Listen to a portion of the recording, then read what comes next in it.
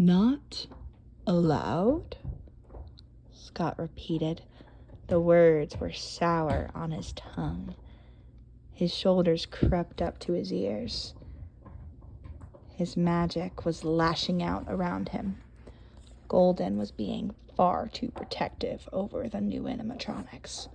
Scott had seen it from how Golden cared for them.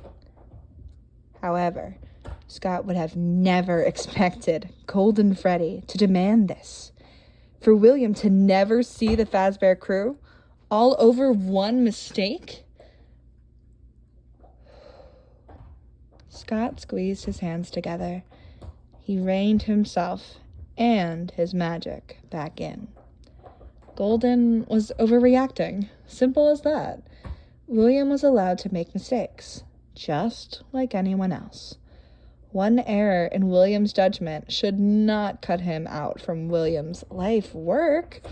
Before this last situation, William had been on his best behavior. He had been doing checkups on the crew and was careful to only do it when they were in sleep mode. He did this so they wouldn't get scared. The new metal that was used to build the crew was experimental. It was designed to grow with the animatronics until they were at their prime. William had been fascinated by it.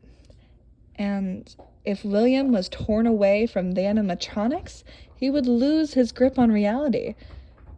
And who was Golden to ask this? Had the yellow bear forgotten where he'd come from? Scott turned to face Golden Freddy. Golden, William and I made you, he reminded the bear. He placed his hands on his chest, a habit he knew Golden had picked up himself.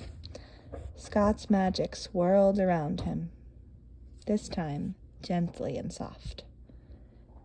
He had to make Golden see. He had to remind him of the good William had done. We designed the new Fazbear crew. Scott had designed Foxy and Freddy, while William had designed Bonnie and Chica. Their plan had always been to make them animatronics one day.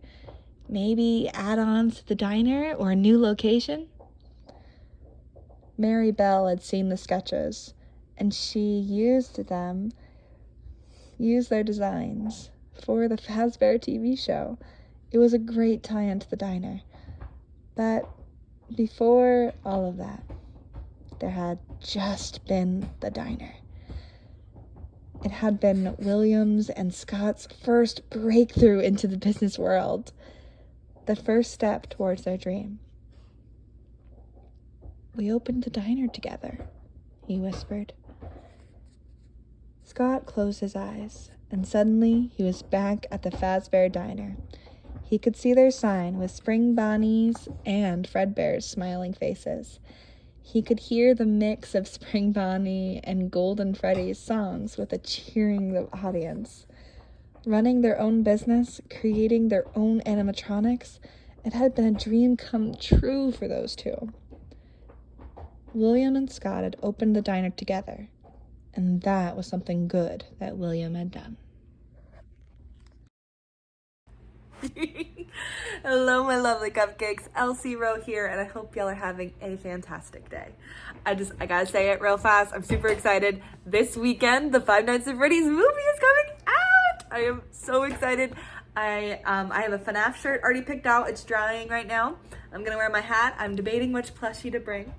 And I'll do a fun little video about my reaction video, and I'm so excited for it. It's finally coming out. This movie has been teased since like 2015, 2016, give or take. No one's really settled on it till very recently. And I am so excited to see it. I'm so excited. So we're gonna get a lot of content on that. I'm so pumped, y'all. It's gonna be amazing. Also, in November, we have so November is my birthday month. So we are doing something a little different on our show. Essentially, one of my favorite content creators, he does he does videos about the states. I'm gonna do a little, my take on that. That's all I'm gonna say about that. And now let's go back to the comic, the chapter that you guys just saw. So this chapter was so hard to write because Scott, this version of Phone Guy is completely convinced that William did nothing wrong, which is not true.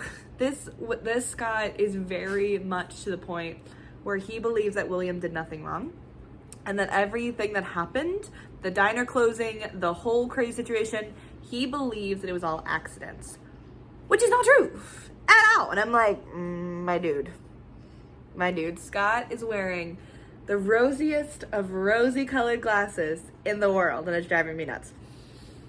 But this next chapter,